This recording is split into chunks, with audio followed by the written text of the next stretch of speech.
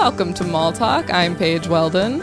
I'm Emily Faye. Let's talk about the mall. Emily, did you go to the mall this week? I did. I went to the Americana again. Woo. Actually, I mostly went to the Galleria. Okay. So let's get that straight. Okay. Why did I go again? Oh, yeah. Okay. So I had this crop top from Uniqlo. I remember hearing about this.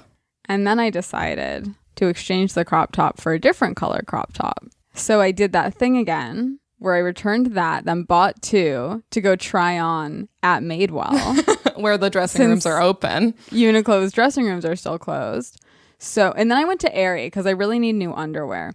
But they didn't have that much. Oh, I didn't really look at the underwear when I was there. They were Spoiler really alert. low. So I was like, I'd be better off just doing this online. Yeah.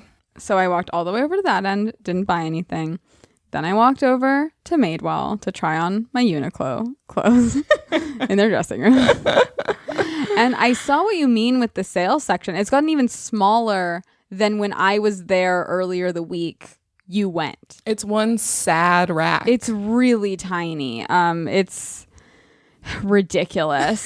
Tried on my shirts. Then I had decided that I was going to buy myself my fancy candle that I like.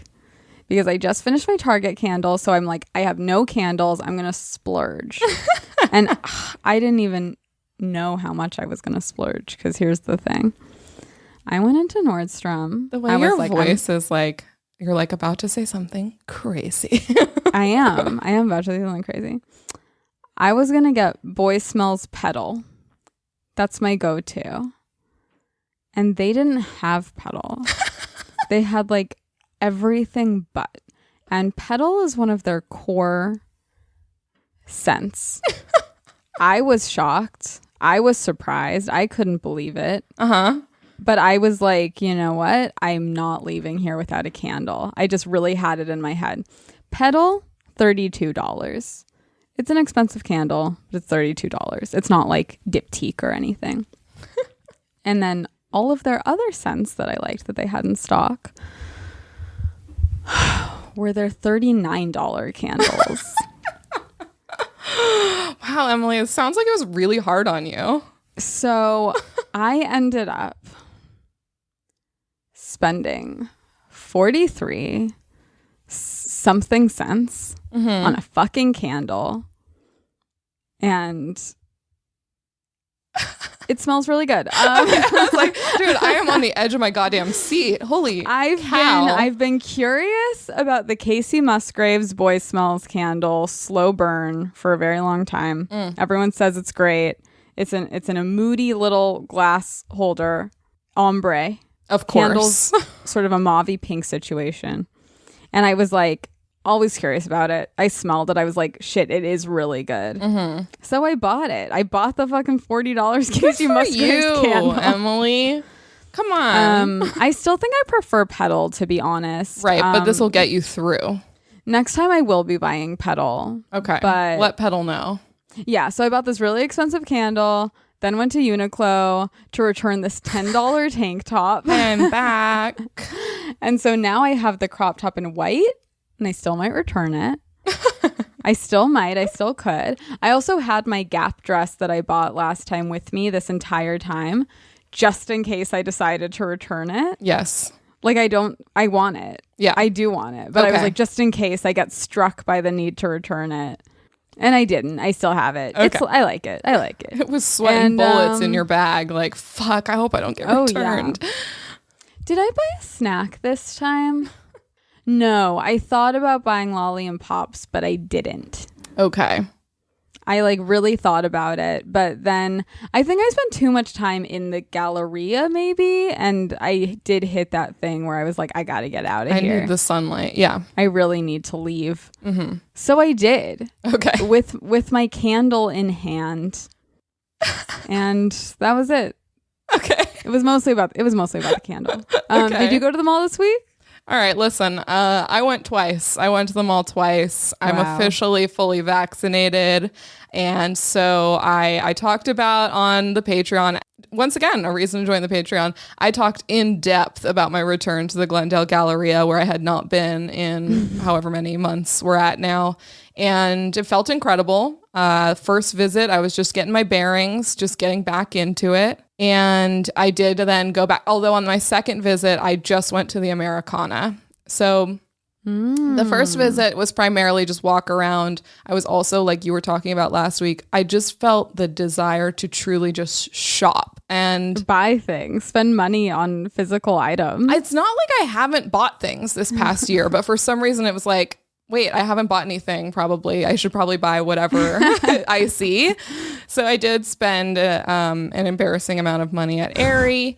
I spent a while trying things on in there, and then I tired myself out, so I didn't buy any other clothes. And I just, walked around. I eventually wound up back at Target, where I bought a few things. I tried on some of the Target optical glasses. Wow. Okay. None of them did it for me. It's, have you tried on any type of like sunglasses, or have you done any of that during the pandemic? I mean, in Madewell and stuff, and then they have like a little bin, the little that you box drop it in. that you have to put them in. I don't trust that most people do that though. I don't trust that, but also I start to feel really self-conscious about how many pairs of glasses I've put in the bin, and so I end up just probably not really trying on the ones I would have even wanted. So I left, and then I went back again, and I just walked around the Americana. This was last night. It was like kind of late, and it was kind of lovely walking around as like stuff was starting to. What brought you there? Well, so I had when you're like, I have one kind of errand and it's gonna give me my excuse to just walk around. Yes. So I've been wanting new glasses, and I actually ordered some from Warby Parker that I'm doing a very similar thing where I'm keeping them, but I'm probably going to return them. I'm not sure how I feel.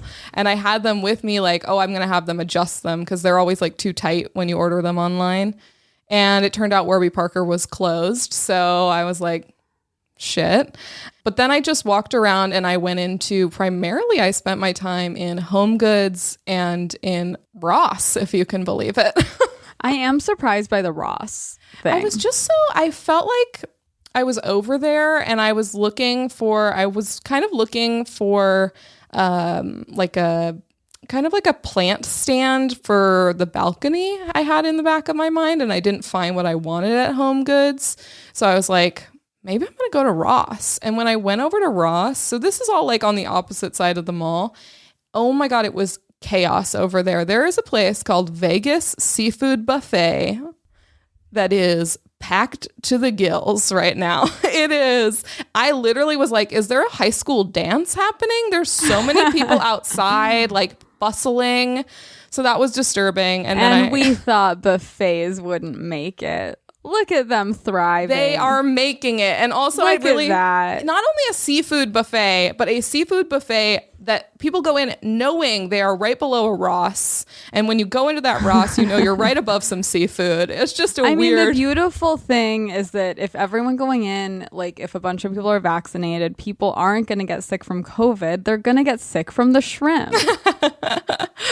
Maybe both. Hard to say what was going on. I didn't get anything at Ross, but I did see the weirdest thing I've ever seen for sale at Ross. It's just the last thing I want to say before we bring in our guest.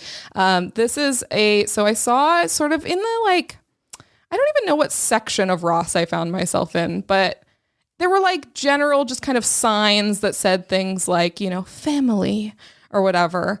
And then resting near those was this, it's wooden, and it's probably about 2 feet tall. It looks like a price tag, and it says on it, football, noun. First definition, best game in the world. Second definition, an excuse to gather for nachos, wings, and burgers.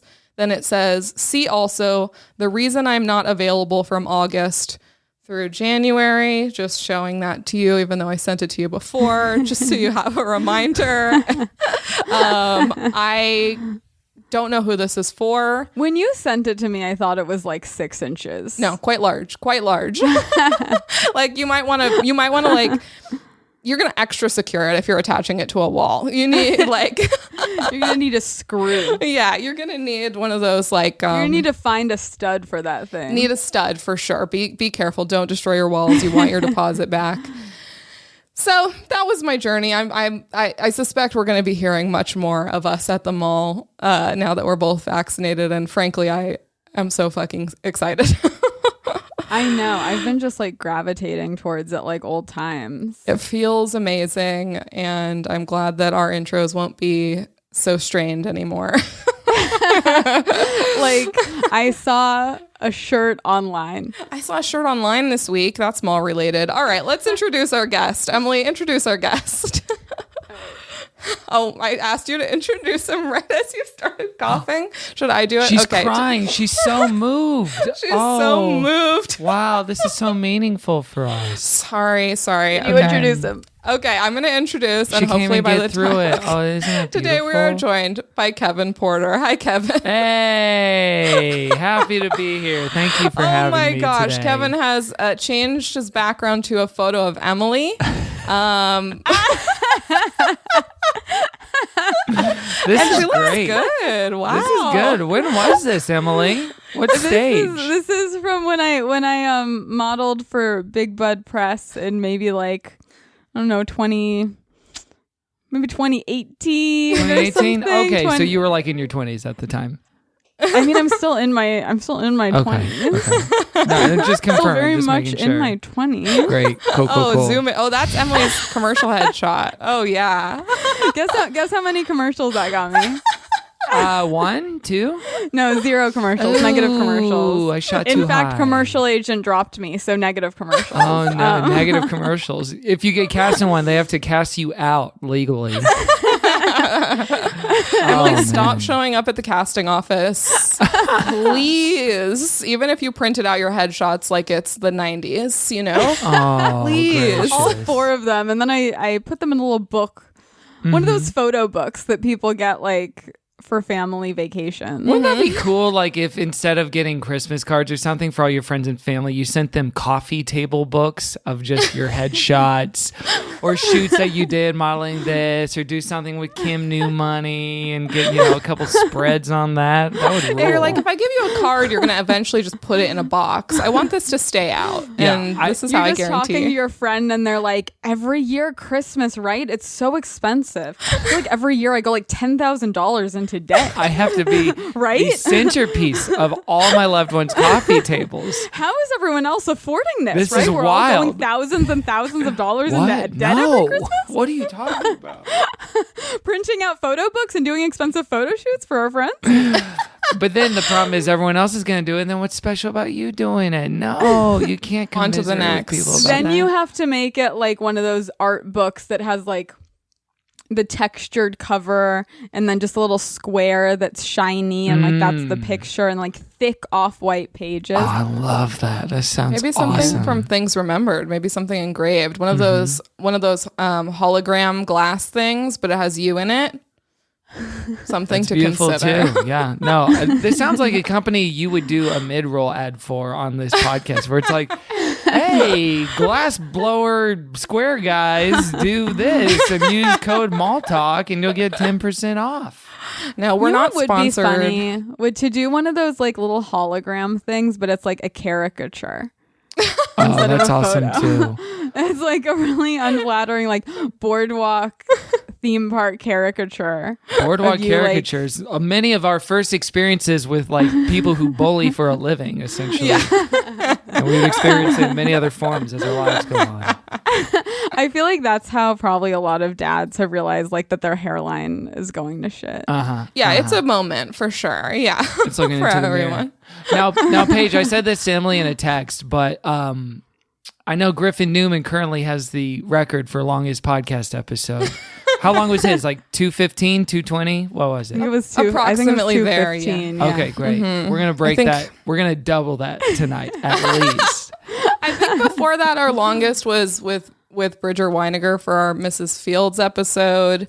So I don't know if he's heard. I don't hope he's not heartbroken to learn that there was a longer episode than his, and then he'll be double heartbroken after this. So. Those two guys I'm in, quite a bit of rivalry with. Griffin Newman, who I think records podcasts as long as the duration by which he's late to the recording of said podcast. At least in my experience. Damn. No. We love Griffin. We love him. Shout out to all he the was Blankies. on time for Mall Talk, if anybody's right. wondering. I think I don't totally remember, but I don't remember a lateness. And just so we're clear, I didn't read the synopsis. This is a podcast about the movie Scenes from a Mall starring Woody Allen and Bette Midler. I assume that's what this is. Y'all just go like minute by minute, like, they No, do like this is Heat about more the plot line on How I Met Your Mother, where Robin was a singer who said, what was her song? Let's go to the mall. So that's actually what the podcast is about. Oh, nice. Oh, How I Met Your We Mother actually is so took a funny. cue from you and your Gilmore Girls podcast. And we were like, what if we had a How I Met Your Mother Never- podcast? never. I actually heard of bring it. up Gilmore Girls a lot because of the Burbank Town Center moments that happen in Oh, Gilmore sure. Girls. Yeah. Very recognizable locale. It feels Yeah. like we're like 6 months away from Neil Patrick Harris doing the How I Watched Your Mother Again, the recap podcast where I watch every episode of How I Met Your Mother. Especially There will guest. definitely be a podcast accompaniment to How I Met Your Father. You can't have a TV show nowadays without an accompaniment. It's so funny how that got built out now. Like I remember Yeah. it when they came out with that for Chernobyl 2 years ago. It's like, listen to the Chernobyl podcast and Craig Mazin will explain why he did everything. Let us Felt consume wrong. your time double what we normally would. Goodness, it's gonna get You know worse how and the worse. whole point of the show is that it kind of explains what's happening and you know what's happening in the show based on watching the show. What if that weren't the case? I love What if that. you needed 4 hours of supplemental materials? Well, I feel like in a way, those podcasts now are what DVD extras were when I was a kid. And you would buy like the 2-disc DVD, and there'd be like 4 audio commentary tracks and a 2-hour-long making of doc. Now all that kind of just gets put on like podcast stuff. It's like interviews with Marin or whatever instead of like an actual like physical release. Y'all are too Yeah. young to remember the beauty of physical releases. Well, But- thank you for saying that, but that's not true. I not true at all. Y'all are I both vividly 26. recall the menu of Well, famously, of each I'm very DVD. good at guessing the ages of people who host this podcast. So I think I'm in great shape right now. I'm going to bring us back to malls.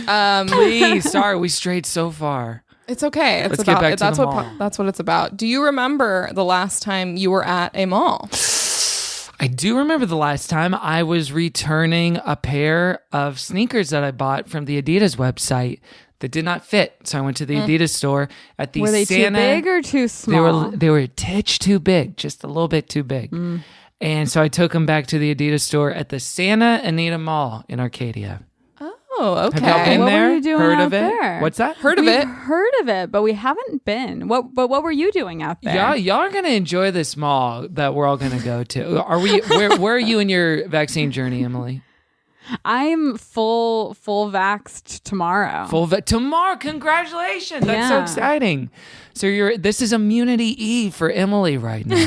Oh yeah, I mean, I've been acting like I'm immune for the past 2 weeks, but I know everyone got a little lax at the same time, but the Santa Anita Mall is interesting. It's next to a horse racetrack where there's been dozens of horse fatalities over the last few years. Like it is like luck. It is like that HBO show where David Milch like shot 19 horses in the head on accident or whatever he did. So there's accident. yeah, or whatever. It was in the middle of shooting. Y'all remember that show Luck, right? It was Dustin I Hoffman. don't. And I don't. it lasted for like 4 episodes because they kept killing horses on accident for real. They like while filming. It was very sad. And so they're like, we Wait, can't. do I remember this? This was maybe like Maybe. 2012, 2013. Okay. So it was okay. a while so ago. Yeah. okay. So anyway, Santa Anita Mall's next to that. They got an AMC inside, so I've seen many a film there. But also because it's in the San Gabriel Valley, there's a lot of good Asian food in there, and Asian like specialty food. And they have a couple of food courts, and there's a lot of good Asian stuff there. So I'd really recommend food it. courts? I'm Yeah, there. they got a Din Tai Fung in there. It's not just the one in Glendale in Los Angeles County. There's one also at the Santa Anita Mall. So I'd recommend it.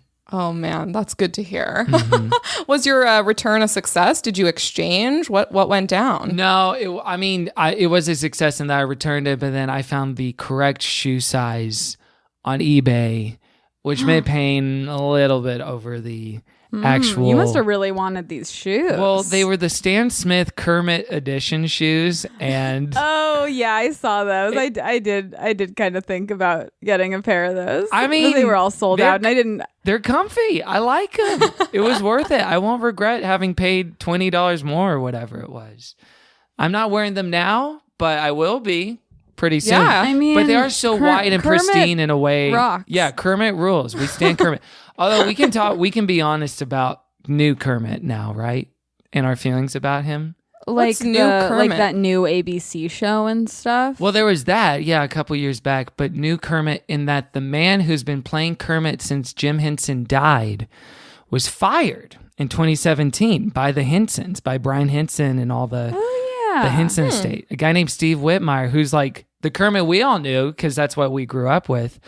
And the guy they got to replace him, not so good. If you watch a new clip, like a recent clip of Kermit from the last 2 to 3 years, it's not good. He's like, hey, Kermit the Frog here. Like, it's not, it's too low. It's like a man, it's like an old dad doing an impression of Kermit, but that's the official Kermit voice. So it's a little disappointing. Wow, that's not good. I bet like surely there's people out there in existence who could nail Kermit. Literally everyone yes. has a Kermit impression, good or bad. And they happen to pick the one Muppeteer with like the subpar Kermit. It's just wild to me.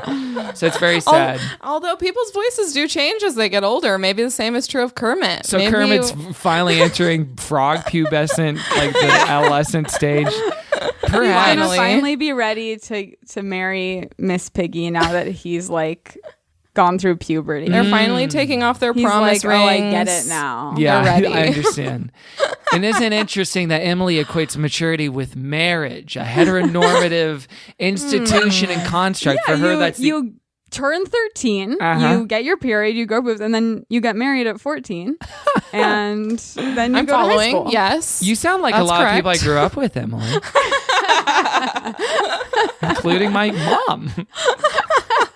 But so, okay, the Santa Anita Mall, is that like a go-to mall for you? Do you go there a lot? It's a go-to mall just because it's the closest one that's like, well, it's funny because living in Pasadena where I do, I'm pretty equidistant from the Americana / Galleria in the Santa Anita. And the Santa Anita with parking and whatnot is a little bit easier. It's a little less populous and more spread out. Yeah. Even though I probably prefer the Americana. You doing okay there, Emily? Don't acknowledge my yawning. I just came from work. Cut that out. It's like, no, this is a video podcast on the Patreon, right? You release these as videos? No. no. Well, wait, we're burning good material here. I will say, for real, minutes before I got on, I did hang up my Jackson, Maine poster behind me so I could Well, show we'll it definitely off. do a screenshot at the end Oh, thank God. where that will be visible. I Thank do hate to God. break it to you, but it's a little too far away to really see the poster. Oh, it's okay, Dexter. He's not a Jackson, Maine fan. He doesn't enjoy his music. So. Your dog is so mad. Like, I'm really jealous of what's going on right now. Does he hate beautiful, accomplished women or something? What's going on here? No, but he loves women. He is a feminist, actually, and he kind of classifies himself as a human ally for whatever that's worth. And that okay. includes feminists because he says women are the most human. That's what he says to me, actually. But I will say, for real, he does police rowdiness. So if he thinks people are having, I've noticed this in Fun. groups. Yeah, if they're having like too good of a time and getting too loud, he'll start barking at them. Okay, this is actually incredibly relatable to me. I hate when I see like a group of people and they're laughing. It's like, what are you fucking laughing about? But are you compelled to scream at them after that? No, I guess I just look. You look at them and you go, stop having fun. Although I will say something I forgot to say was I walked by, obviously, the Cheesecake Factory patio at the Americana, and there were a lot of groups having a lot of fun, and I actually felt a sick desire to do the same. I thought, I oh would my literally, God. I need someone to invite me to have fun on a Cheesecake Factory patio soon. Okay, Emily, I'm inviting you to have fun on the Cheesecake Let's do Factory it. patio. I would Let's love do it to. because also it has. Did you notice when you were there, Emily? It has grown into the area where normally the Sprinkles seating is. Yeah. Whoa. Oh, because of Alfresco? Yeah. Oh, that's interesting. I guess Sprinkles was like, we seed. You can have it. You know, it's I fine. mean, it makes sense. It's like you really can sit anywhere and eat a cupcake. It's Yeah. true. You It's can true. stand and eat a cupcake. You can't stand and eat the Louisiana chicken pasta. Or the Skinnylicious Chinese chicken salad. That's not a grab and go sort of situation. or a cheese pizza as the No. concierge Or the vanilla bean of the cheesecake Americana slice. apartments Yes. would say. Now, I think I could stand and eat a piece of cheesecake. I think I could do it. Sounds like a yeah, I could challenge do for having that. fun on a Cheesecake Factory patio. Next time we all hang out. The server comes over like, what are you doing? There's Sit a down, please. on Colorado Street here in Old Town, Pasadena. There's a Cheesecake Factory that for one summer was like a target for terrorist attacks in a way that's so wild. You can look this up in the local news. What? Someone threw a bomb in there for some reason. No one was injured or hurt, but just a guy threw a bomb in there. I don't know if they ever found out the motive why or if I never Wow. looked it up. But then less than a week later, a drunk guy drove his car through the front window of the same Cheesecake Factory. So Wow. it was like a hot spot for dark activity for whatever reason. People were really mad at how much reading they had to do for their menu. I hate books. I ate there and they made me read a book.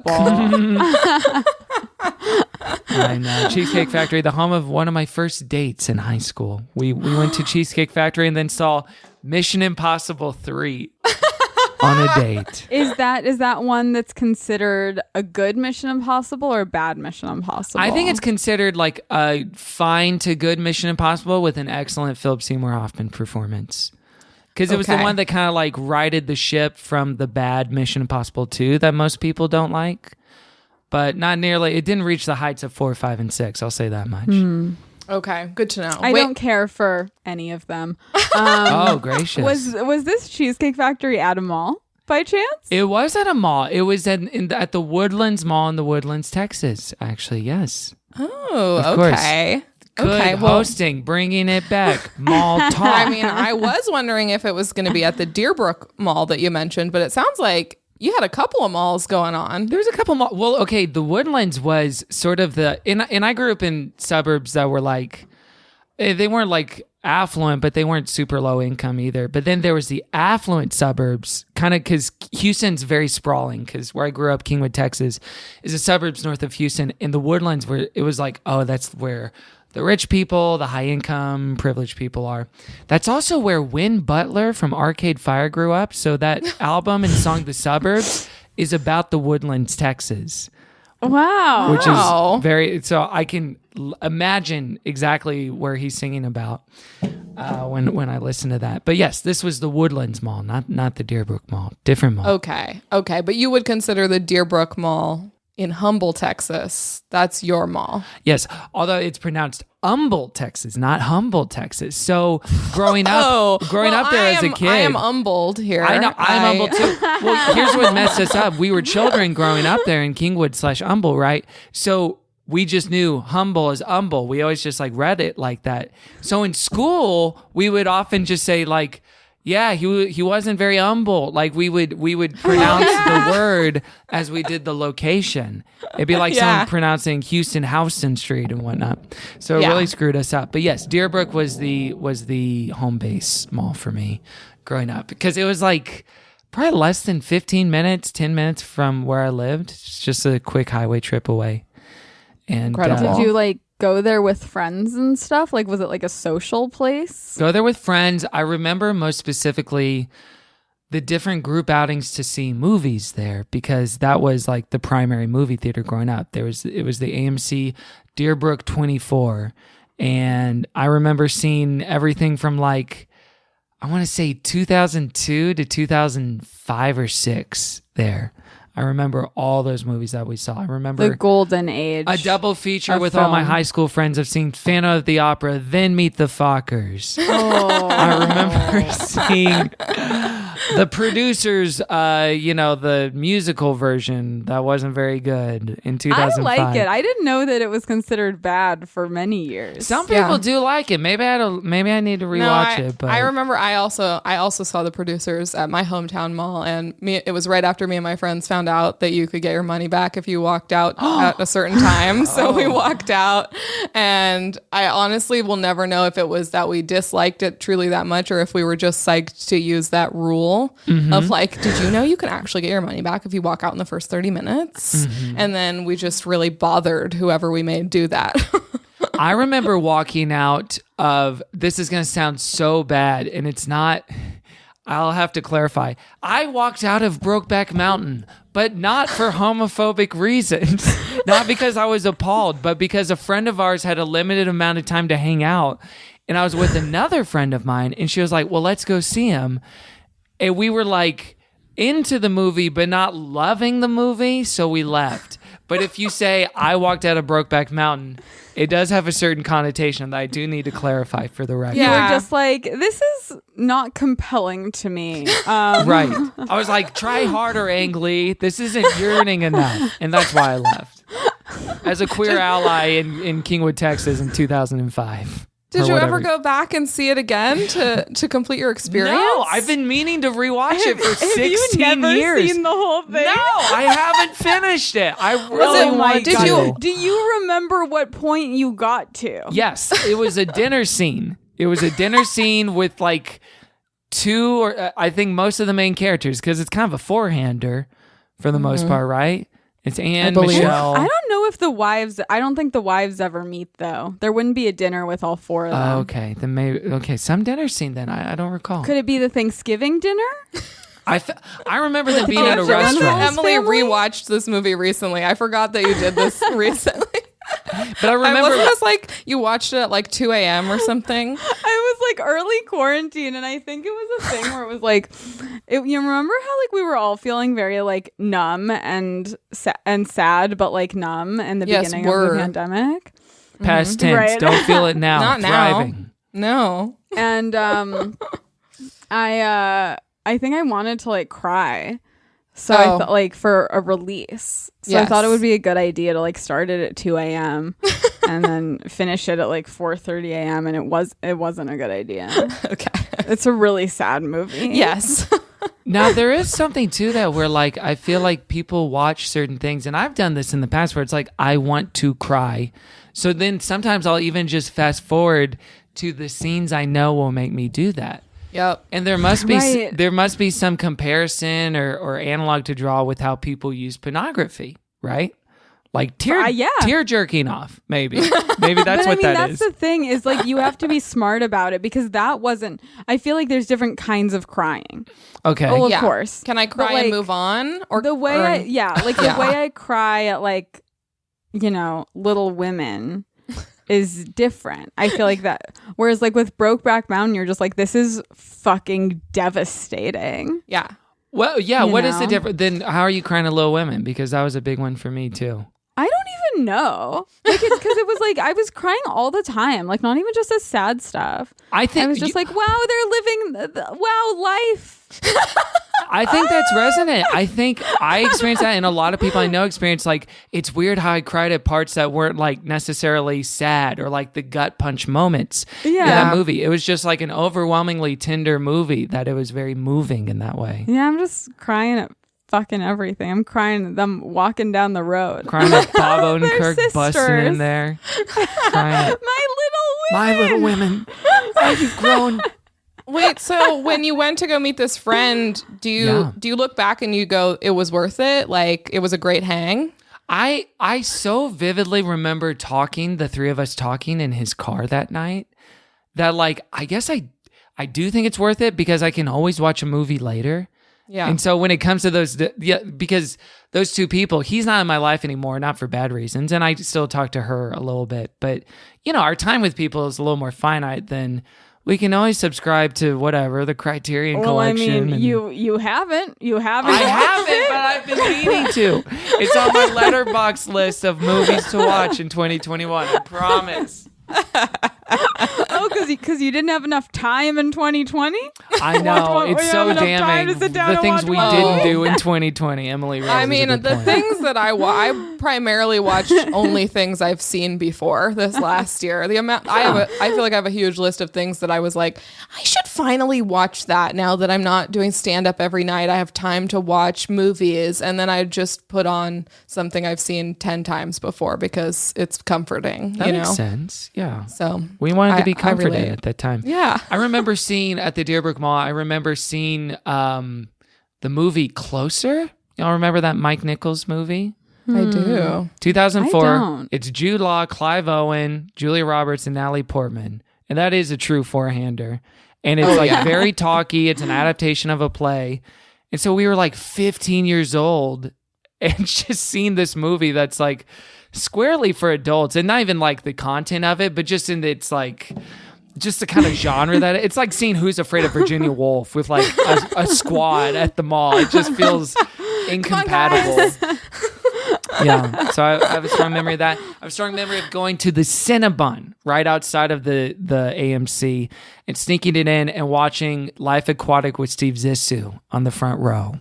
Wow. At that AMC, just to stamp it right in time. Did you like it? I thought it was okay at the time. I laughed at certain parts, but I've not been compelled to revisit. The other one I remember too, because it was like that mall was my mall for the transition from not driving to driving. So going to drive myself to a movie and seeing a movie by myself was a huge deal. It felt like such a rite of passage or a coming of age thing. Did you do that like as a teenager? Yeah. I never had I never had the nerve to like go to a movie alone, because I was like, if anyone sees me, this is going to be like humiliating beyond anything. Like if someone sees me at a movie alone. Do you feel that way now, or has your feeling evolved? I love going to the movies alone now. I honestly probably prefer it. I'm obsessed with going to movies alone. Fully. But back then it was like I couldn't imagine. I mean, I've said this before, but there was one time after school where between school and nannying, I stopped into a Noah's Bagels to get a bagel. And saw some girls from school, some popular girls, and I was like, this is the most humiliating experience. I will never recover. It's only cool if you eat a bagel with your friends. No lonely bagels. No lonely bagels. I know girls were so adamant about that in high school. For some reason, I can't be seen entering like a coffee shop by myself. Everyone will think I'm a fucking freak. Oh. Well, they were right, but it wasn't because of the bagel thing. It was something totally different. I remember... It was because of what I was going to do with the bagel. Hey, whoa, Emily, come on. Whoa. Y'all didn't mention that this was the content of this show. It was mall talk, not ball talk, or whatever you might call it. Disgusting. I think the first movie I saw by myself, by the way, was Rent. The 2005 adaptation. Also, here's my last like dead ass like in my head memory is I saw the first rated R movie in theaters New Year's Eve at that mall with my mom. New Year's Eve 2001. Because I didn't have any friends at the time that I was hanging out with, and my sister was hanging with her friends, and she was like, well, let's go see a movie. And she took me to see Royal Tenenbaums on New Year's Eve of 2001. Oh, was it like you were in the movie at midnight, you rang in the new year, or was it like... Yeah, and then I kissed my mommy. And then you kissed your mom. Yeah. Yeah, no, I mean, well, it was wintry. That movie's got a lot of snow in it, and I remember her covering my eyes during all the nudity in that movie. There's like 2 little quick cuts. And, yeah. That's very sweet. My mom saw a lot of movies with me that she did not want to see at the mall. Punch Drunk Love, Insomnia, White Oleander, Moonlight Mile, just all the hits. What a kind woman. Yeah, very kind. I mean, the amount of shit that our parents do where it's like, I don't, not even like we're annoying, but just like, I don't care about this at all. I have no investment in this whatsoever, but they take the time. Happy late Mother's Day to all Happy the late mommies Mother's listening. Day. Was it during this period? Was this when you said you worked at Barnes & Noble? It was after this period because I graduated and then from high school, and then I graduated a little early. So I did a year of community college before going to college proper at UT in Austin. And so I was going to community college and then working at the Starbucks inside the Barnes & Noble at the Now, mall. to clear something up, Yes. it's not technically a Starbucks, It's right? a Barnes & Noble Cafe. cafe serving Starbucks coffee. Proudly Proudly, serving right? Starbucks. Well, I wasn't too proud of it, unfortunately. You're like, don't read this sign, okay? Yeah, it was so sad to like decline people's gift cards because we like literally couldn't. We didn't have yeah. the technology to do so. So Could you so take Barnes & Noble gift cards? we could take Barnes & Noble gift cards Okay, in the cafe, okay. so those work. Okay. So it was so I worked there for maybe, I want to say a year and a half. And I started in the cafe, but I wanted to work like on the book floor just because it was like a lot less smelly and it felt a little more fun to do that and like work the register or stock or whatever. And so I slowly made a transition out of the cafe onto the book floor, but at a period of time where it was so this must have been 2007. So the last Harry Potter book came out while I was working at this Barnes & Noble. And it was such a commotion and crisis for all the employees working. And the management was like freaked out of their minds and knew that they were going to get bombarded and the lines were going to start X amount of days beforehand and all this stuff. So it was like, Man, everybody. they were like, we haven't had an event this big since the last Since Grisham book. Harry Potter 6. and Yeah, the Twilight, next maybe. Grisham book. Twilight's right around that time as well. Yeah. Oh, 2007? I feel like Twilight's maybe a little bit after that. Yeah, the chaos I of the don't Twilight remember. books. Well, I mean, because I the worked first at a Twilight- library and they Oh, were yeah. huge. Oh, okay. Yeah. Because the first Twilight movie was like 2008, 7? So the books were before. Yeah. Oh, Yeah. interesting. But I remember there was a miscommunication where the book floor thought the cafe had scheduled me and the cafe thought the book floor had scheduled me. So I did not work that day at all, even though literally everyone else had to. Wow. It was required to. Were you happy or were you kind of bummed to miss the like excitement? Well, I was kind of bummed because it kind of, from a distance, it felt fun to be Yeah. a part Yeah. of that. And, there's not going to be, I don't think, in our lifetimes, there's not going to be like a monocultural book or literary series like that had that much of like an imprint and impact. you were like the kid that got forgotten by their divorced parents at like soccer practice. a little They're bit. like, So I thought you got him. I thought you got him. So the- Where is he? And The like in a button way, to you were that- psyched because you could go get an ice cream and no one knew. But on the other hand, very sad. Yeah. and my ice cream that I got and no one knew was seeing Hairspray with my friends. So we went and saw the movie Hairspray because it was You know out. what? Hairspray was good. I thought it was all right, except for Travolta. I thought it was a pretty good movie. Zac Efron, that was him at his peak. That was it, man, right? Like him as Link, whatever his name is. He should have leaned harder into the sort of song and dance man situation Yeah. instead of just getting buff because he's very good at that. His body became a prison for his soul. It's very sad.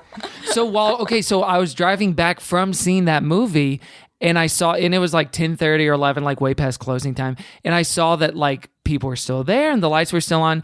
So I ended up stopping by and clocking in to help out because they were like, I was like, for some reason I didn't work today. And they're like, yeah, you can help out. And it was really fun, just like cleaning up and hanging out. Cause the coworkers at that point were kind of friends and those coworkers, it wasn't just like kids my age. It was like a weird mix of like older people and people more around my age too, and like just interesting characters. This guy named Tim who got in a really bad car accident and had to walk around with a cane, and this woman named Judy who was like really sassy and worked in the center like info desk and was like the funniest one out of all of them.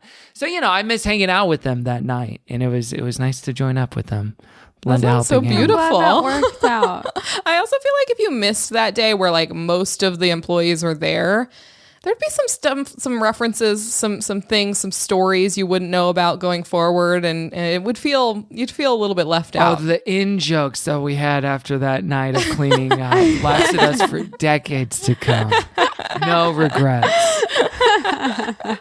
I guess I don't know if there would be inside jokes, but I bet there'd be at least one instance of, remember the night that the Harry Potter book came out and this happened, and you'd be like, I don't.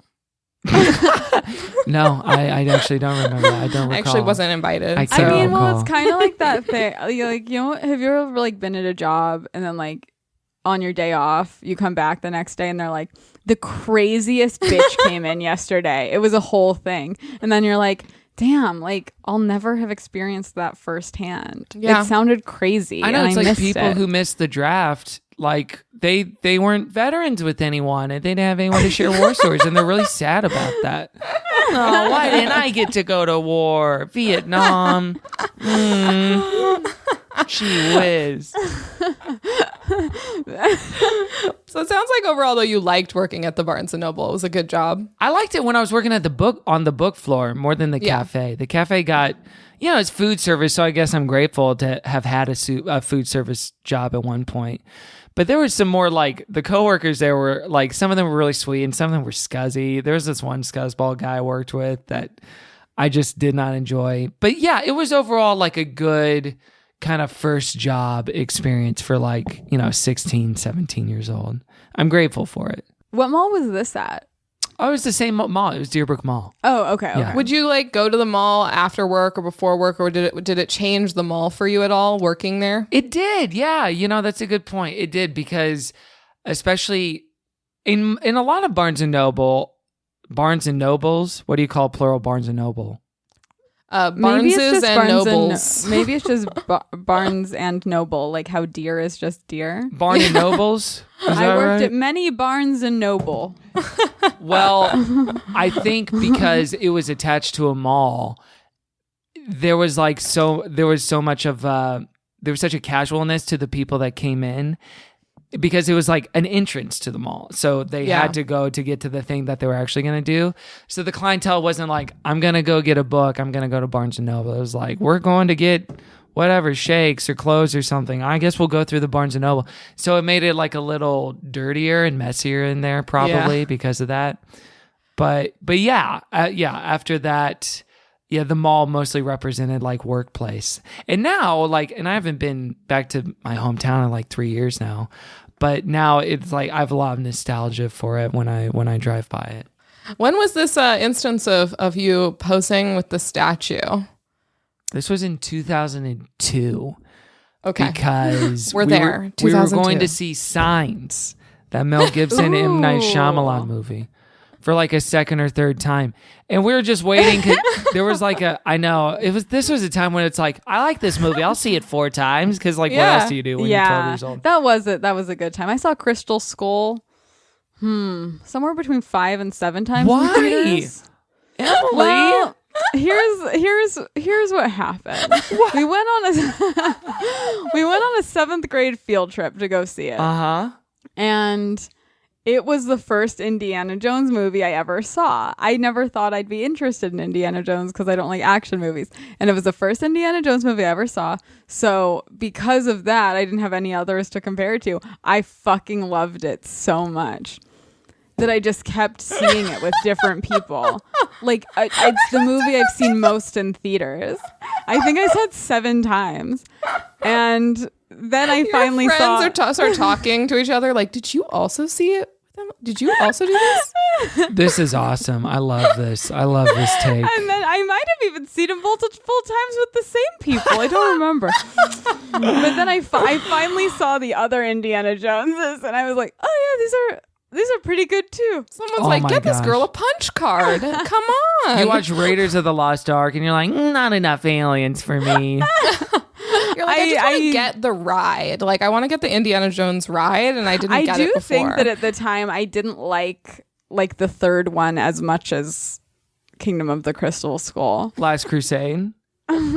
Yeah. Wow. Okay, but you were seeing Signs. seen signs, and then like the show time was a little later, and we got there too early, and so we were just goofing around. And I remember like posing next to a statue. Again, I'm like a 12-year-old child at the time, and just hanging out with my friends, most of whom were older than me. I remember that about that friend group. Oh, like most of my cool friends. guy. Yeah, I was kind of a Mr. cool Cool 12-year-old. Guy. You're like, I'm a tween, but my friends are teens. So Yeah, that's right. They drove me here. That's my ride. It's fine. And so I was posing there, and I remember like people were like finding it amusing. It's just like obnoxious kid stuff. But people would like tip me, and they started like throwing money at me. And then like Wait, what was the statue? the statue was like a boy playing on a rock. And then another boy holding his hand, and I was like pretending to catch him or something.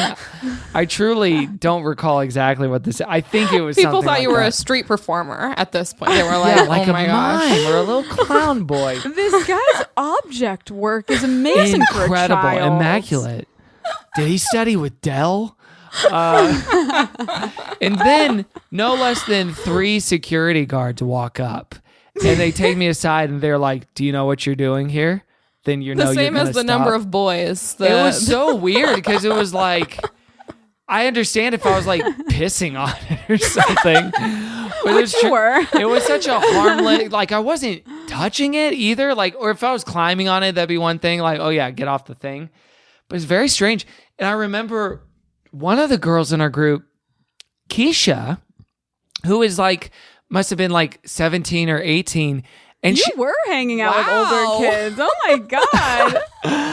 but she was a black woman, and she was the one that was like, "Hey, what the fuck, guys? Like, why are all of you out here?" And she like pushed back against it in a way where it's like, "What do you do?" Because again, I'm a child, I'm a 12-year-old boy, and she's like, "This fucking sucks. What are you guys doing?" Because they were kind of like, rude, and I think they were trying to like scare me or intimidate me in some way. It was a very it was such a funny exchange of like, I'm imagining that it just so happened that the sculptor was there that day and saw what was going on and was like, my art isn't a joke, okay? I disrespected his life's work in a way that was Please. so The sad to boy him. holding the other boy, but maybe falling and Didn't like it. I know. Maybe I was as good as pissing on it, thinking about it now in retrospect. So You I look don't back know. on it and you go, yeah, no, it was yeah, art. actually, yeah, and I feel pretty convicted about that.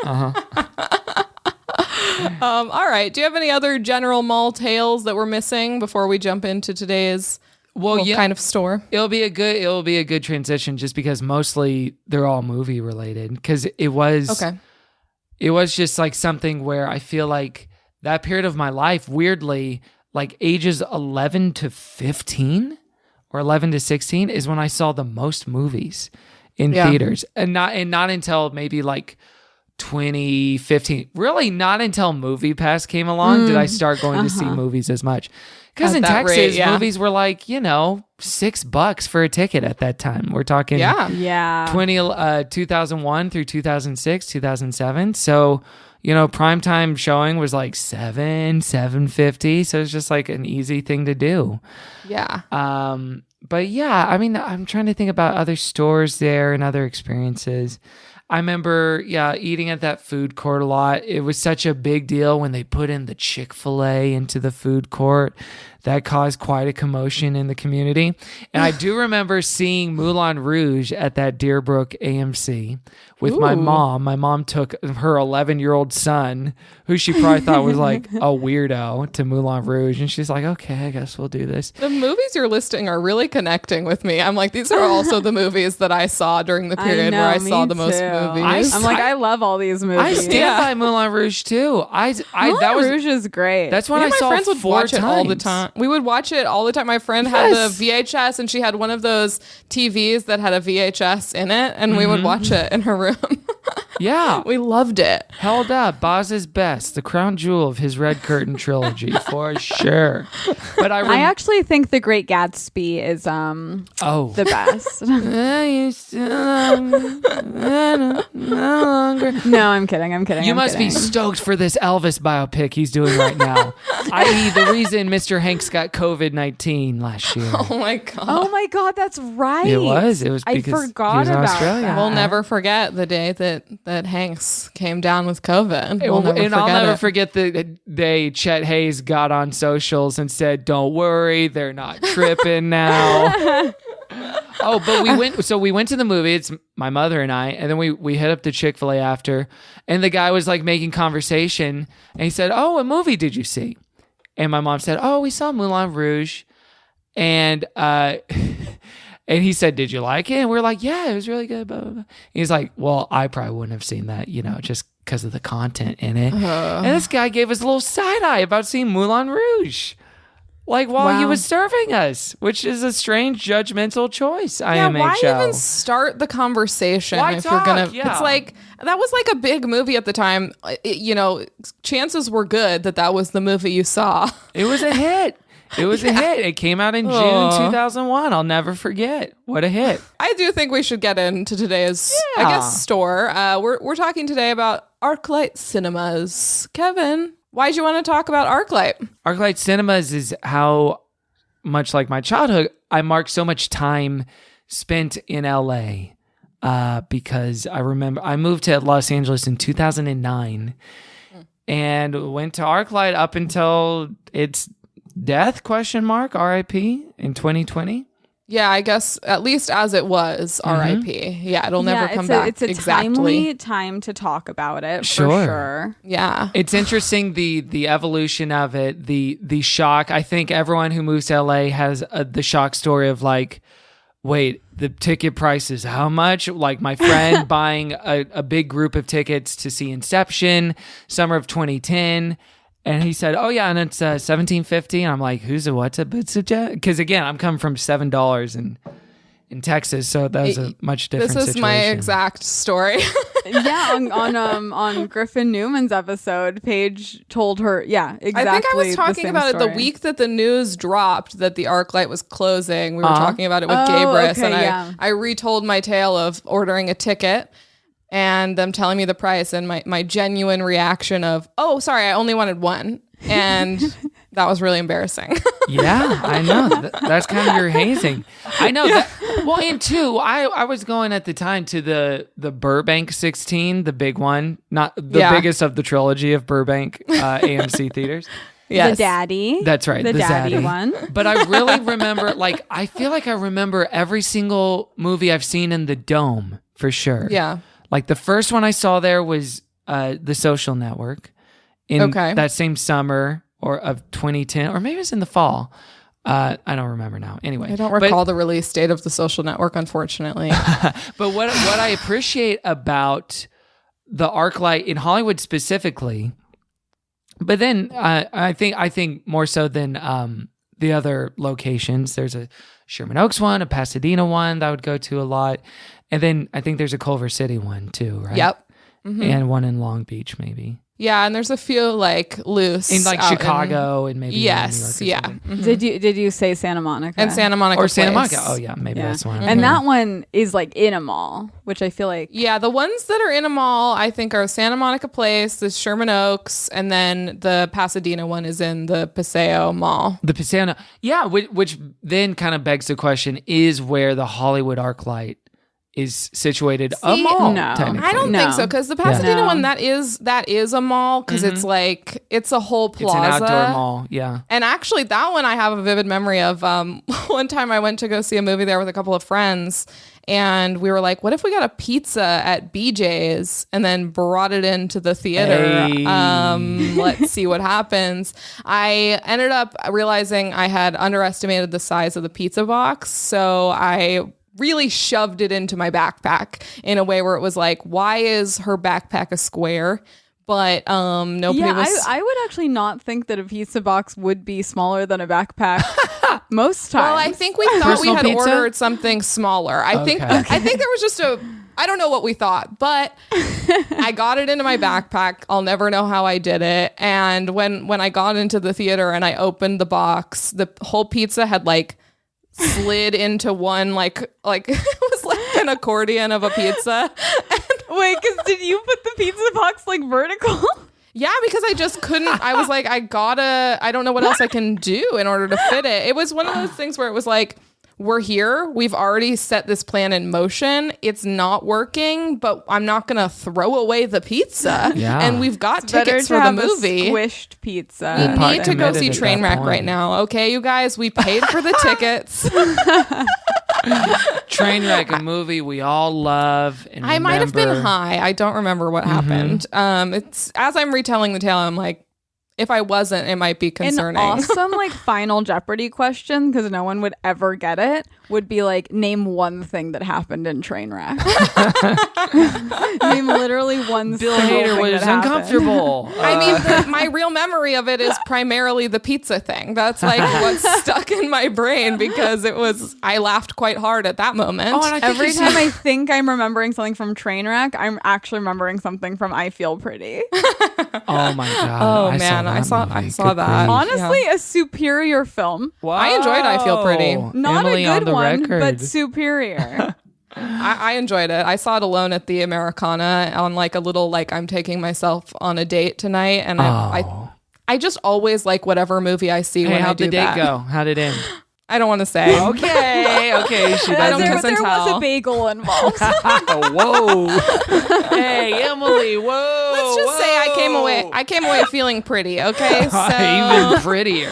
I want someone to ask exactly what I mean by that, and I'm just like, no, it Listeners, doesn't tweet matter. in. Tweet at MLE Faye Interesting. on Twitter. What do I mean by that? I'll have to think about it. I don't think the one in Hollywood, because that's more of like, I just don't see that as a mall. It's definitely a shopping center. There's definitely, But it feels like that's where the ArcLight is because the dome is so dominant as an architectural, monument. Yes. that's definitely Essentially. the queen bee of the arc lights, and the other ones are just The in the hive. hive. Just yeah. Well, honeycomb on top. floating around. But here's what I'll see the value was of going to the Hollywood ArcLight over the last 12 years that I've been in LA is that it did feel like it shrunk down Hollywood in Los Angeles proper into a more manageable, easier, and oftentimes kind community. It was so fun to run into other friends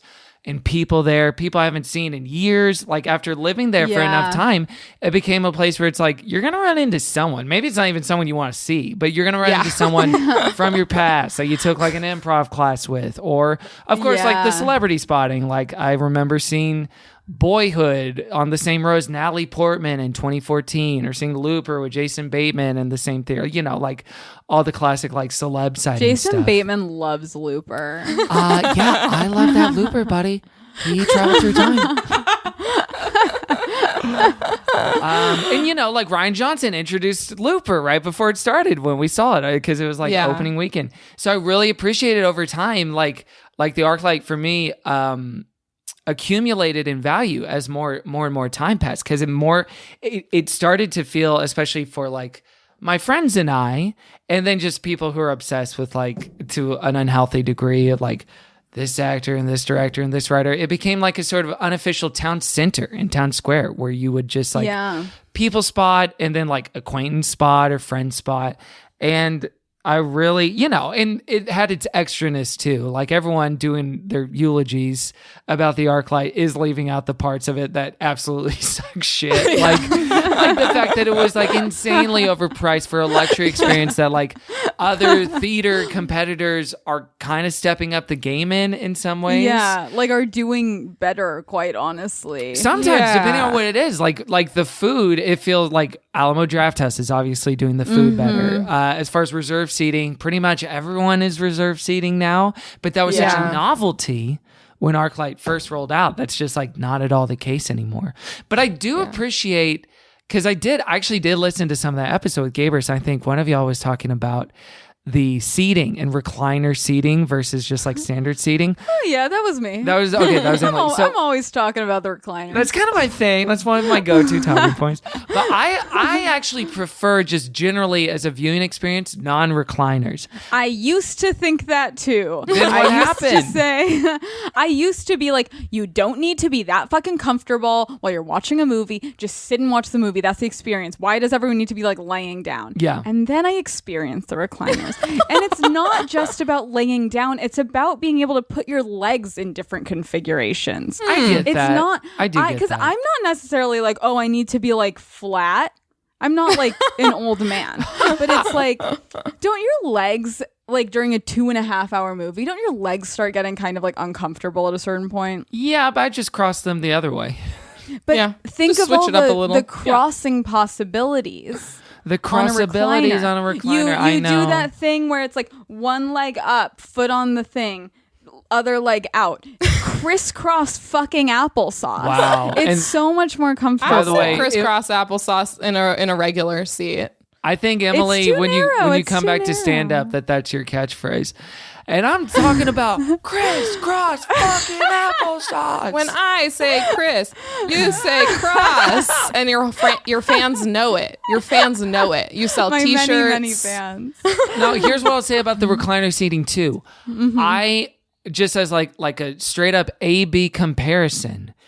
I saw Knives Out at the Dome at the Hollywood ArcLight with it was an audience. I think it was like kind of a previous. It was before it was like a wide release, but everyone who's there really wanted to be there. So I'm sure this was a factor in it too. But everyone was jazzed out of their mind, and that movie played like gangbusters. In addition to like that extra excitement, I think partially because of like the energy that the Dome creates. I saw Knives Out at the Alamo Drafthouse where it is recliner seating, and the audience was all but dead by comparison. Don't you have to be there though? At the Alamo? Yeah. No. Don't you have How do you to be mean? like quiet? No. Isn't that like the rule? Like you can't laugh? You're saying it's against the rules to laugh? Oh no, Or that's to- not. I guess, or to react? I guess that's not. What are you thinking of? I thought. Are you thinking of the actual Alamo like in San Antonio, Texas that we're supposed to remember? I think I'm confusing like the phone rule. Well, there's the thing. So like, Laughing. well, Yeah. the ArcLight has their thing of like you're not allowed to come in after the movie has Yes, started, that's which true. I don't know. Yes, sure, but at the same time, give people 5 minutes. Right. It's sometimes you're running late. That parking garage sucks.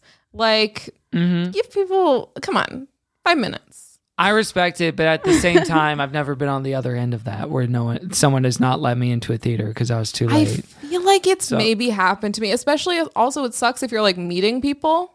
Totally. Like, yeah. you know, Yes, what if you were that's- running late and everyone's in the theater because they wouldn't have been allowed to see it if they Yeah. weren't? And then it's like, That what? is I'm just going to go to bad. Tender Greens for 2 hours? There was one time though, many years ago, where I was meeting someone for a movie there, and we were both really late, and so we couldn't get in. I can't remember what the movie was, but because we were late and couldn't get in, we ended up trading in our tickets for a different movie. And I wish I could remember what the one we were supposed to see was, but we ended up seeing that In a World movie. Oh, the Lake Bell instead. movie. Yeah, and Oh. I fucking loved it. I loved that movie too. So it like worked out really well. What a nice experience.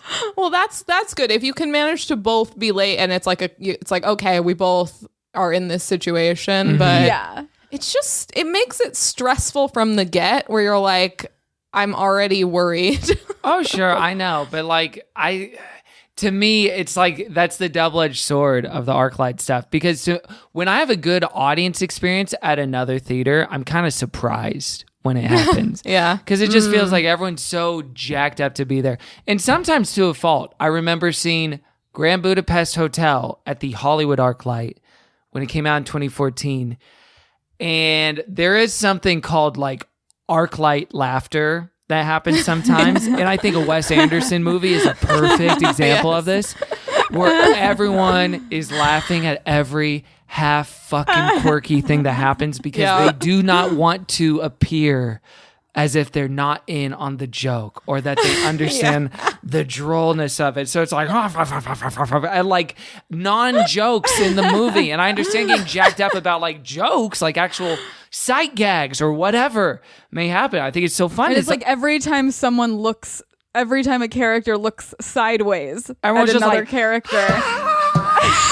it's so funny. They're turning around to the row behind them. Did you guys see that?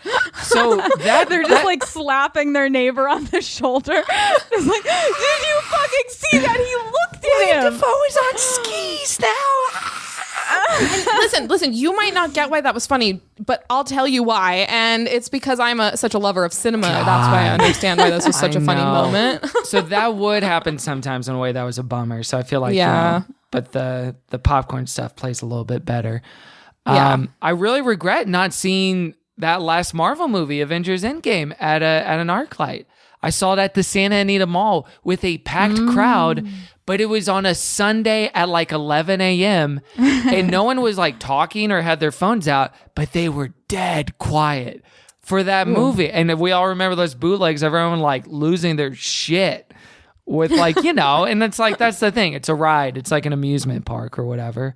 And I'm like, regretful that I missed out on an experience like that. And I think I feel like you can get that experience at another theater, like at an AMC. You just have to time it right. I think that's true. I do think if you do maybe like opening weekend, like right when it comes out, you're gonna get that at maybe like the Dolby Theater or like one of the IMAX screens at the AMC. Yeah, I saw Avengers Endgame, and I feel like there were big reactions. So the 16.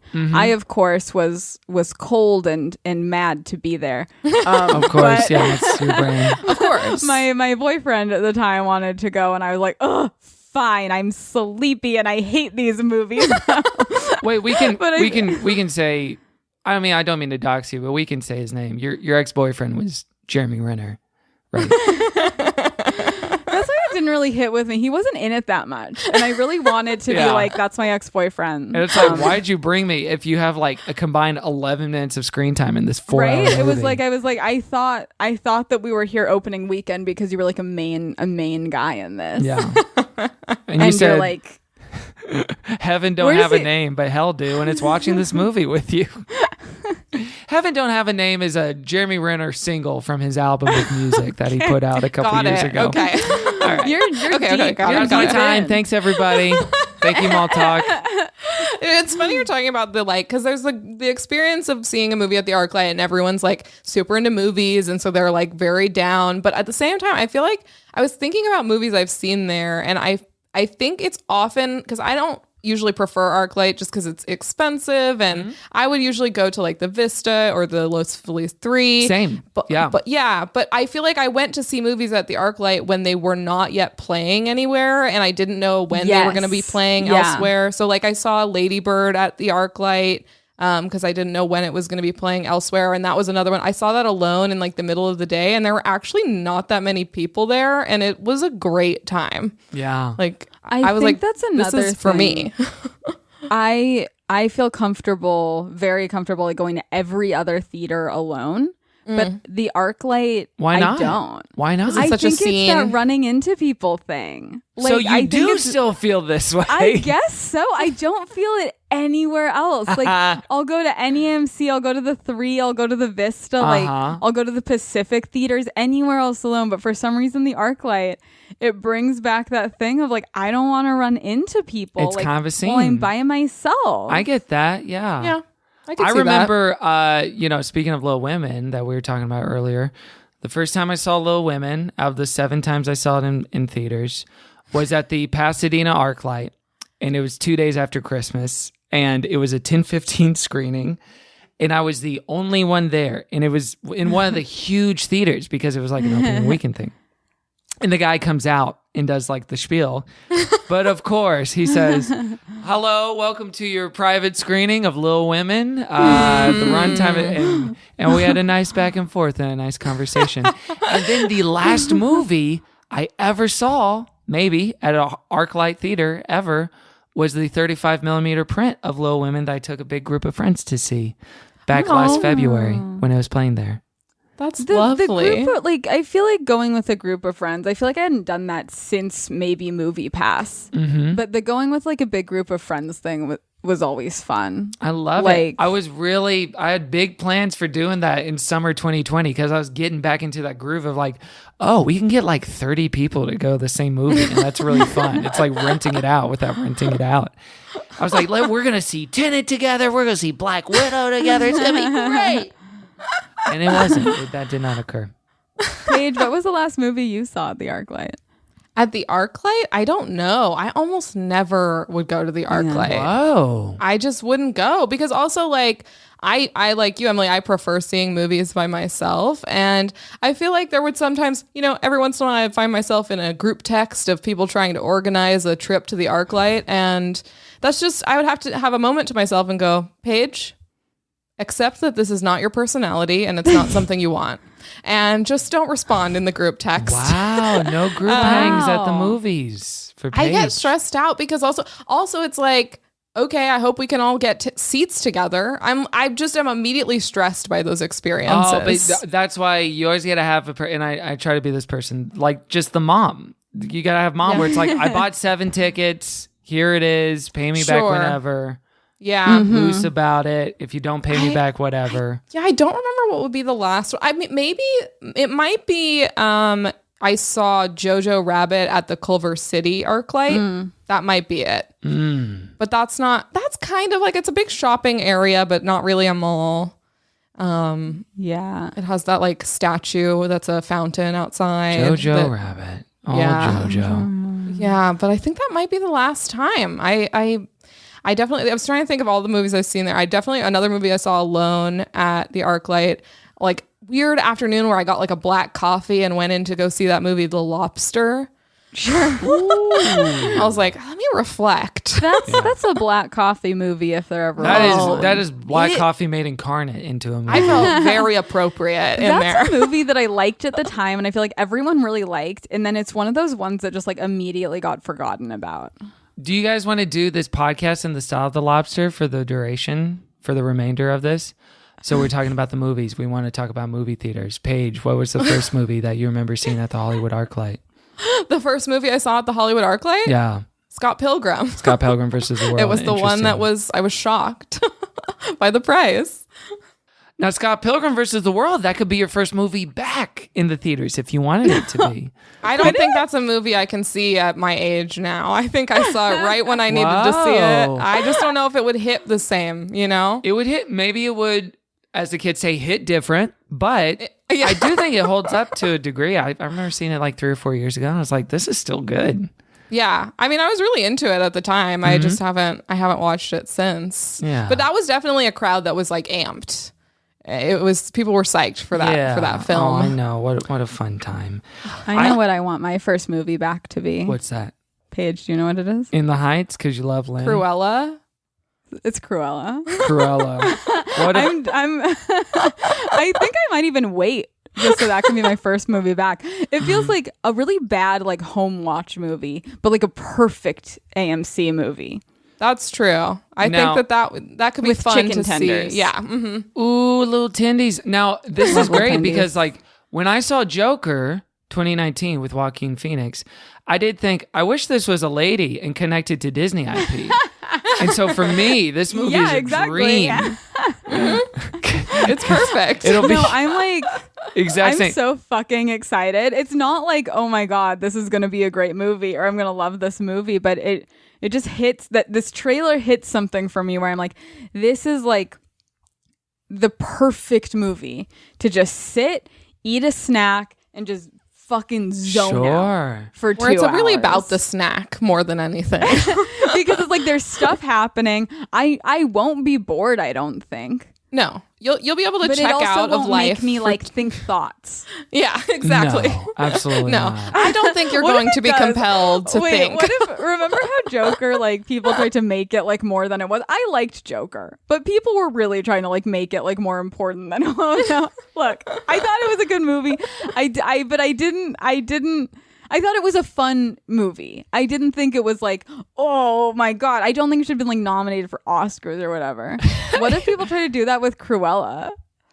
I mean, it's kind of going that way. I feel like because the Oscars were so low rated this year that they're going to nominate like the most popular shit ever next year for like Black Widow for best original screenplay. Like it's going to get bananas to like appeal to Joe Popcorn or whatever. Now I feel like, Emily, your voice, your speaking voice is at a pitch where you could do a good Emma Stone impression if you wanted to. Emma Stone doing a British accent. Hey guys, what are we doing? No, I can't do it. See, I can't do it. What if I'm Cruella?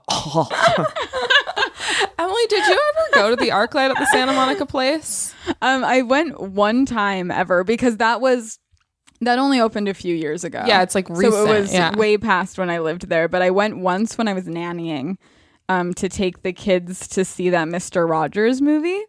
The Which Tom one? Hanks one or the doc? No, the documentary. Okay. And that wasn't my idea. All of my movie ideas were like, I took them to see like Mary Poppins and animated movies. Because you love Lin-Manuel Miranda. Look, the baby got bored. Yeah. Obviously, it was a documentary. The baby got bored. The baby doesn't But, understand why this is a meaningful documentary. Again, this was not my idea, but if it was ever suggested to take them to a movie, I was like, oh, fuck yeah. Like, I'm going to get paid to fucking sit in the movie for 2 hours. Yeah, It was like the best. But what we always did at the movies with him, he liked M&Ms, so I would buy like M&Ms, like a big bag of M&Ms, and then split it with him so that I also got M&Ms. Sometimes we split a popcorn too. Peanut so or I regular? would take this bag of M&Ms and pour it in a cup for him, so it was easy for him to get. Emily, peanut or regular? I need to be able to picture regular. it. Okay. Regular. Okay. I would go peanut, but I would go peanut, too. I think kids Maybe it's too hard don't- for a child to. I think kids don't appreciate peanuts yet. But The snack so all and the during cartoon movie, strip. He would just be like, more M&Ms, please. and the packing material. That's true. They don't appreciate packing peanuts don't. at all. They're like, I feel it's like not they actually probably recyclable. appreciate that more than the nut. Yeah. Because if a package comes with peanuts, like they're going to be like a cat and they're going to like want to It play is in the fun. packaging. It is fun. Yeah. But no, I remember just being, and there were maybe like, 4 other like groups in the theater, and he was being truly so loud. Couldn't blame him. He was bored. And but you're I was like, have you not heard the ArcLight slogan? Your just movie like- uninterrupted. just absolute scream whispering to me. Emily, what are we watching? Now, on that I subject, need more M&Ms. Baby needs more M&Ms. he's Gollum. Baby is I'm just Gollum. very loudly pouring M&Ms into a cup. It is a loud sound to pour M&Ms.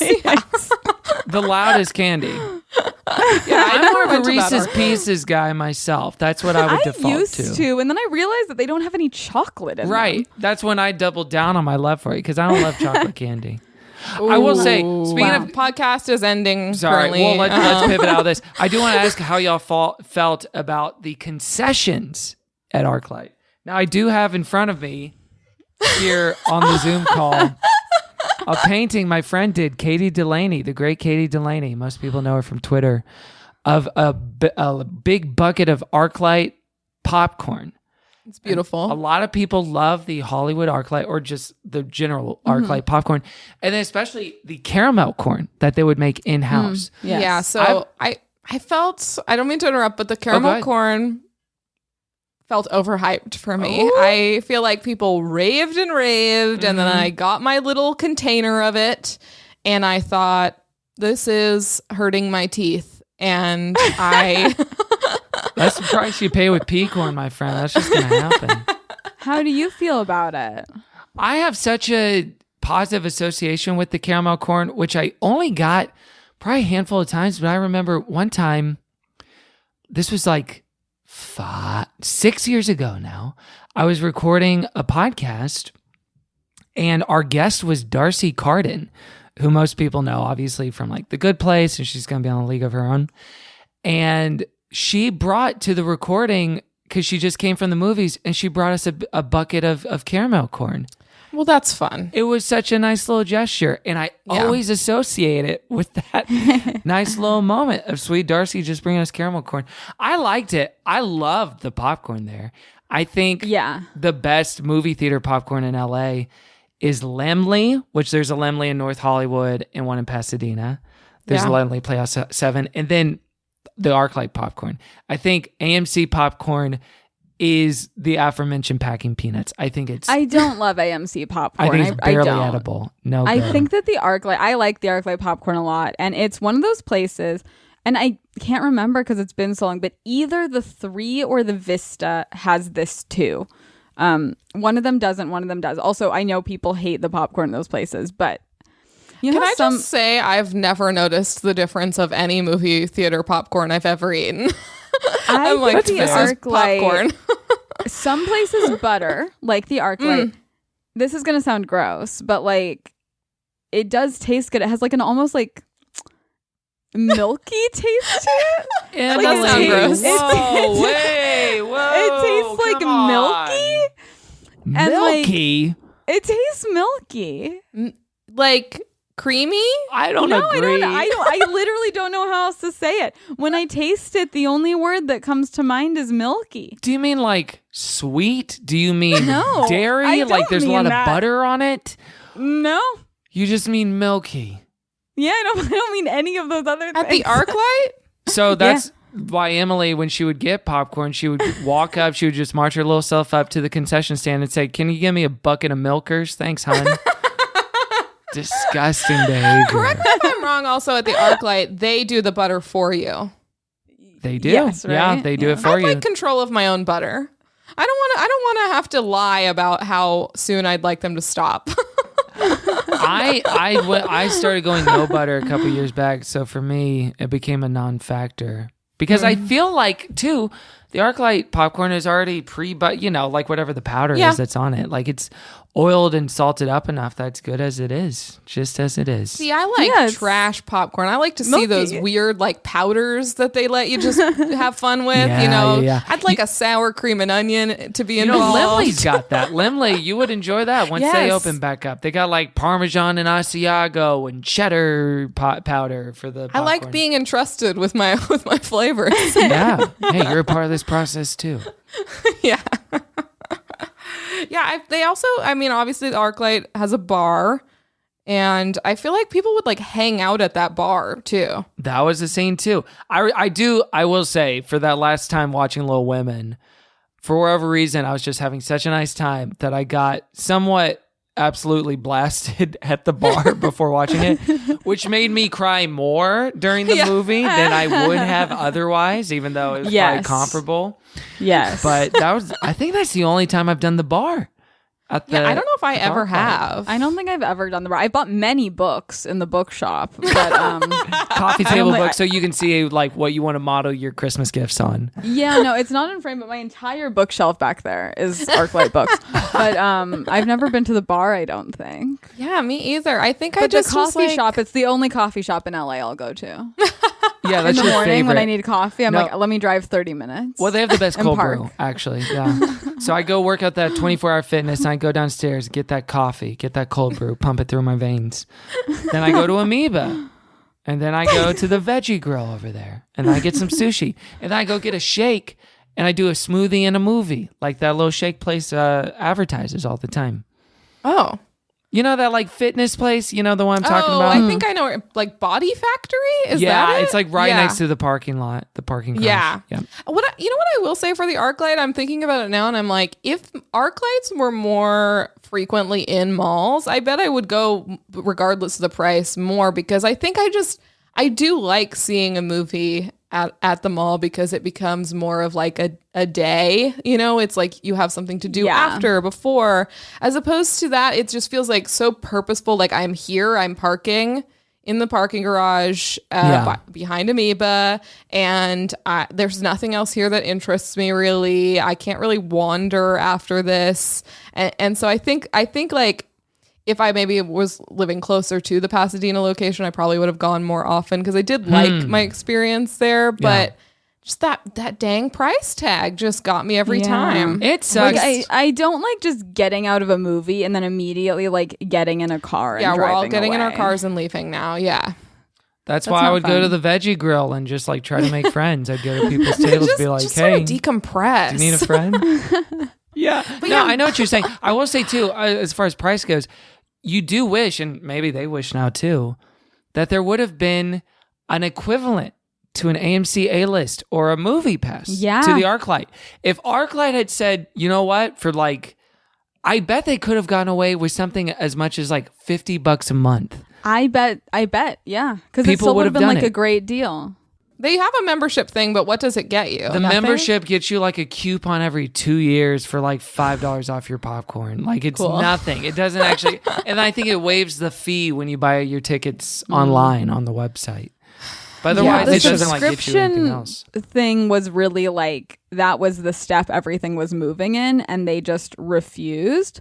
But it's like that's why I never went to AMC, even with Movie Pass. I went to like Pacific and the Vista and the 3. Mm-hmm. But once Stubbs came out, A-list Stubbs A-list, I was like only AMC. I became like an AMC girl, and it's like. Which sucks because I think technically AMC, in a technical sense, is the worst chain. Like they do not change out the projector bulbs enough. It's a crapshoot whether you're going to have like a screen that's dim or not because of that. Yeah, that is true. The sound is usually too low. It's really, if you buy tickets for the Dolby, you'll probably be fine. But everywhere else, it's like, this. But that's the maybe beautiful probably thing will about suck. A-list. Dolby doesn't cost any extra. But doesn't it suck that there's only one theater screen you can count on? I feel like most of the ones in the 16 are okay. The 8 is bad news. Those are some dark, The 8's dark in a screens. wasteland. We don't need to talk about the 8. I was trying to read today about like what because everyone's got their idea of like, will the ArcLight come back and what will it look like? And I read that they think that the most likely chain to take over is Cinemark. How do we feel? Cinemark is like Regal? Or is that a I different think thing?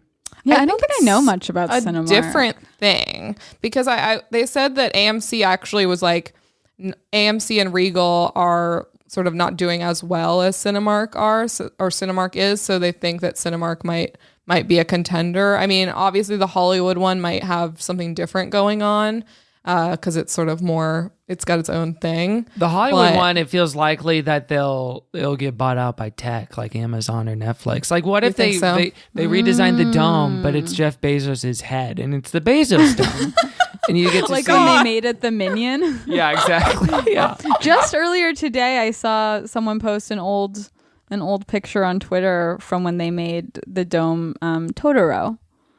That's for the right. premiere. I remember when they did the very Godzilla busting out of the dome. How fun was that? Yeah, that's I mean, the just dome's that's a fun. good time. I'm yeah. gonna buy it and I'm gonna live in it. I know that was what was so funny on Twitter is like all these millionaires mourning the loss of like because the back rent was like 2.6 mil for COVID-19. Like that's what they owed for the Hollywood location. It's like, and Ryan Johnson's like, I'll miss you, ArcLight. It's like, bro, you just scored 100 mil for the next two Knives Out. This is chump change.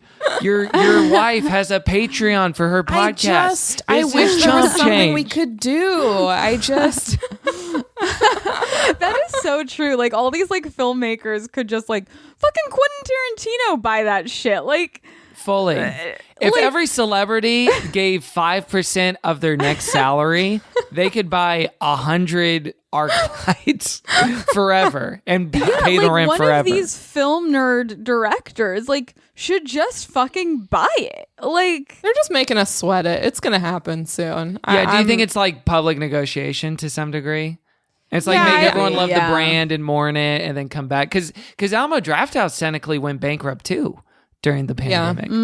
And they consolidated and they're shutting down a few locations because they have more than ArcLight does. I'm sure it is that where it's like let's have everyone say how great this place is, and because there's no way that Hollywood one is actually going to be like demolished or become something that's not a movie theater. There's no way. Well, and that's the other thing too with all these structures, like the Sherman Oaks one at the Sherman Oaks Galleria where the 101 and the 405 meet. Yeah. It can't be anything other than a movie theater. Like you can't put enough stuff in there to fill the space for Well, non-movie and purposes. That mall, I mean, obviously we know in its heyday an incredible mall, but now the ArcLight is one of the main things it has. So they really need to figure something out. Fully, I know. Yeah, it's there. Yeah, it's like I'm trying to think if I've ever seen a movie there. I don't think so. I remember seeing Black Swan there with a friend of mine who was not out at the time, and then after Black Swan, she came out like a year later. This is the second week in a row that Black Swan has come up on the podcast. 'Cause Interesting. Last week we did MAC, and I read that the makeup store that Natalie Portman's makeup was primarily from Yeah. MAC. I It's a mean, movie I watched over quarantine. Black Swan. Hold up. Good, bad. No, it was good. I do remember the first time I saw it, I like did have to look up like what did this mean? Yeah. What happened? I bet I would like it more now. I think as a 20-year-old child, I was like, I think it's okay. I don't know. Yeah, I don't remember really. I feel like I didn't dislike it, but I probably also didn't really get a lot of what was happening. You know. Yeah, I mean it's fine. I'm not yeah. like, oh shit, I can't believe I like slept on this. This is my favorite movie. It's like it's fine. It's fine. All right. Do we have any other thoughts on ArcLight before? Actually, before we I have one embarrassing ArcLight story. Please. Is it date Okay. related? No, but it's I'm not, okay. So there was this one movie when I was either 17 or 18. It was senior year of high school, and there was this like director that I like a new director that I was like friendly with on Twitter, and so Wait, can we name names? This is like an embarrassing story, so no. But it was like a movie with teens in it, and so he invited me to like a feedback early, screening. So to get like, and he was like, no teens have seen it. I want like a teen's opinion. Okay, we're So I gonna went to put this- the pieces of this together later. No, okay, it's not what you think it is. This Okay. is all lead up. This is probably unnecessary lead up, but I know this sounds like it's going bad. But no, I went to the screening, whatever. We were friendly. And so then once it was like out in theaters, we were like messaging and he was like, oh yeah, we're doing like a Q&A like screening at the ArcLight. Like, here's a ticket for you and your friend, like come say hi or whatever. And the kid who was in it, who was like my age, who's now quite famous at the time. So he was in this movie. So he was at this thing. And then afterwards, I was with my friend outside. We were going to go somewhere else. And this kid was outside. And I was like, you know what? I'm going to shoot my shot a little bit.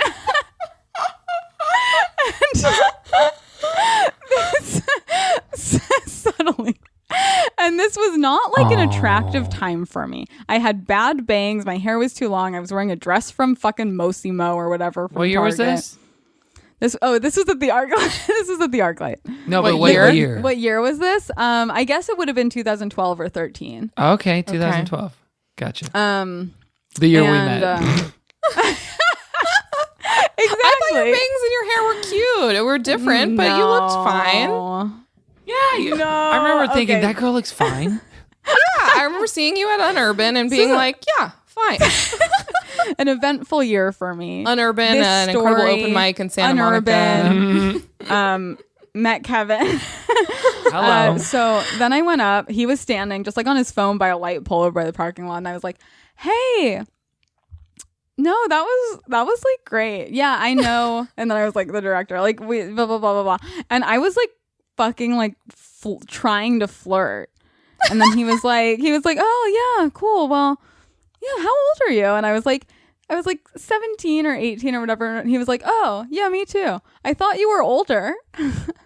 And I was like, Oh, so this is a common thread for you then. Well, Emily, you're so No. mature. Yeah. "No." Everyone thinks I'm 15. Well, I thought you were not 15 for a good stretch there. If we want to talk about that on mic, or we can I said- continue with this No, anecdote. you know what? When Kevin and he invited me to a show, we were just friends. But for some reason, I said I was 23. She said she was 23, and then she downgraded it twice. She said, "Oh, I'm actually 20," and then she said, "I'm actually 17." I think something happened where one of the shows we were at, someone had a joke about, I think it was Jonah Ray actually, had a joke about people born in 95. And I think that I said something about like to you after about like being born in 95. And then I started doing the math. I was like, couldn't believe it. I think I even like made up that I was like a community college or some shit. I don't remember. Man, I got I'm late. I was scammed rushing hard. from LACC. From Glendale Community College. Wait, so the story is just he thought you were older? Oh no, but then I mean the story is just that I tried to flirt and got shut down. You know what would make this story Like, it was very even much more like, okay. interesting? Anything? The names Specifics. of those involved. Specifics. I know. I feel like someone's going to assess based on the year in the comments. And we'll just 2012, have our answer. 2013, a director that follows Emily on Twitter. Like, Like nothing successful crazy now. happened. It was just so embarrassing looking back that I tried Emily? to flirt with like this like hot young actor who's now very famous. Will you tell us off mic for real? Yeah. Okay. But great. also, Emily, I just want to say this isn't that embarrassing. I know. sounds this feels like- pretty typical. You were legitimately invited to a like relatively exclusive kind of thing. Like a director invited you. It wasn't like it was people go up. If you saw the actor from the movie you just saw, even if you weren't specially invited, you might say hi. And it was age appropriate and it's not embarrassing. And I Yeah. think I guess think it's okay. maybe I think the only reason I did it is because I was like, this is age appropriate, so I should give it a shot. yes. Yeah, you're like, this is a rare moment for me and I just need All right.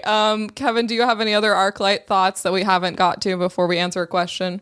Daddy Bezos, we love you. Please buy ArcLight Hollywood. Call it the Bezos Dome. Just keep the popcorn the same. All right, that's our plea. All right, we're gonna answer a question from a listener from a Mall Mouse. From And this will be one where we speculate wildly. Okay, so Katie Kins on Instagram asked, "What do you think from COVID will be made a permanent change at malls?" Anything jumping to mind for you, Kevin? They won't let me kiss the cashier anymore when they check me out. Because, 2018, 2019, I kind of got into this rhythm of like, yeah, found everything great. Thank you so much. And then they'd give me my receipt and I'd just lean in for a little. And usually it was great. Like it was a nice time. Sometimes it didn't go well, but most of the time it was really nice. And That's I think over, now yeah. everyone's going to get a little sensitive about that, unfortunately. Now you Yeah. have to just like kiss their hand, like they're a princess. I know, which it's like, what is this? I'm not royalty. What are we doing? This is so What stupid. if you Just- kiss through masks? Wow. Okay. Interesting. Now we're Is that talking. safe? Is that COVID safe? I don't know. Kissing through masks? Have any of Yeah. us done anything like kissing through masks? Because maybe I haven't. I'll talk about it off mic. I did as a joke. I've done it because Like I at the literally bar the other night. forgot I was wearing a mask. And then you laugh. You go, "This is funny. We're Or wearing if you masks." fall asleep with a mask on next to someone. I don't know if that's ever happened to y'all, but I don't think that's Does happened not to happen. New Year's Eve got a little wild this year. But yeah. Anyway. I've definitely like seen couples out and about like making out with a mask on. I have not seen that. Maybe it was just Strange. one couple that's seared into my brain. Like just mouths just like moving under the Like being like, we want to make out, but like we don't want to be disrespectful to those around us. I think what might change, because the question was permanently change. Yeah, what do we think is going to be a lasting effect? I think the lasting effect will be the hygiene theater stuff that like is very easy to perform and does very little to mitigate Yeah. anything.